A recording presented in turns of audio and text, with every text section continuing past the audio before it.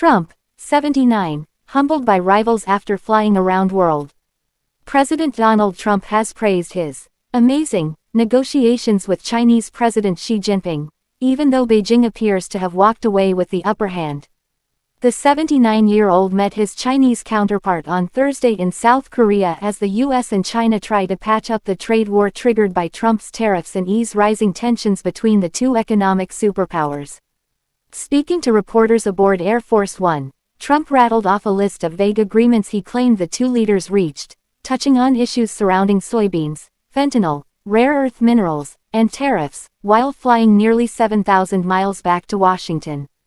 While the deals are still being ironed out and nothing has been officially signed, the early signs suggest the best-case scenario is China merely returning to the status quo while Trump gives up leverage. Trump touted China's agreement to pause, for 1 year, new restrictions on rare earth exports that it announced earlier this month. Yet Beijing is still keeping in place the strict limits it imposed in April in retaliation for Trump's tariff plans that have severely restricted the supply of minerals crucial for everything from smartphones to military hardware. Trump also said he'd reduce tariffs on Chinese goods from 57% to about 47% because Xi agreed to work very hard to stop fentanyl flowing into the U.S. How China would clamp down on the fentanyl trade, and under what timeframe, was not disclosed by the U.S. president.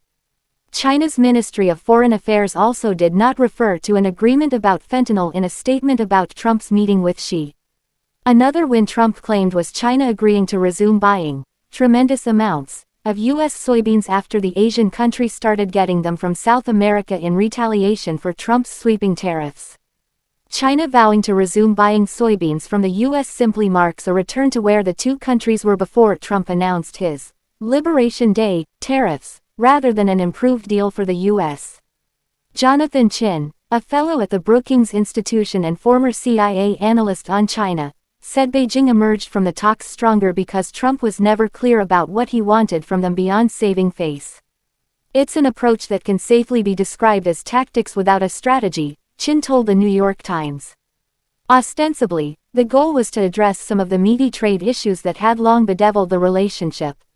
Instead, China has successfully orchestrated a game of whack-a-mole for the Trump administration. Trump also posted on Truth Social that China had begun the process of purchasing American energy, potentially involving oil and gas from Alaska. In the same post, the president also hinted that such a deal may not even take place. Chris Wright, Doug Burgum, and our respective energy teams will be meeting to see if such an energy deal can be worked out, Trump wrote. Ian Chong, a political scientist at the National University of Singapore, cautioned that many of Trump's agreements with China following his global trip may never materialize. Maybe I'm jaded because I've seen this movie too many times, but these are issues that are relatively easy to roll back and also to accuse the other side of bad faith, Chong told The Times.